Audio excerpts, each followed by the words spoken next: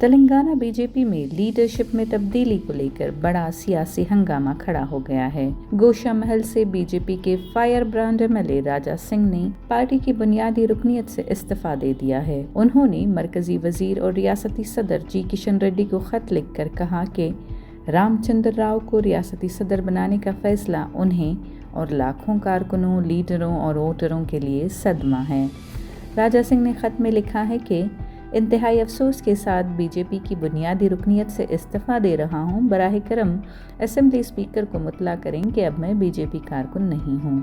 ان کا الزام ہے کہ مرکزی قیادت کو بعض افراد نے گمراہ کر دیا ہے جو پس پردہ رہ کر فیصلے کر رہے ہیں۔ اس سے نہ صرف نچلی سطح کے کارکنوں کی قربانیوں کی توہین ہوئی ہے بلکہ پارٹی کو ناقابل تلافی نقصان بھی ہو سکتا ہے۔ راجہ سنگھ نے یاد دلایا کہ وہ 3 بار مسلسل منتخب ہونے والے کارکن ہیں اور پارٹی کی نظریاتی وفاداری کے ساتھ عوامی خدمت ان کی ترجیح رہی ہے۔ اگرچہ وہ پارٹی چھوڑ رہے ہیں مگر ہندوتوا، ہندو دھرم اور اپنے حلقے کے عوام کی خدمت جاری رکھیں گے۔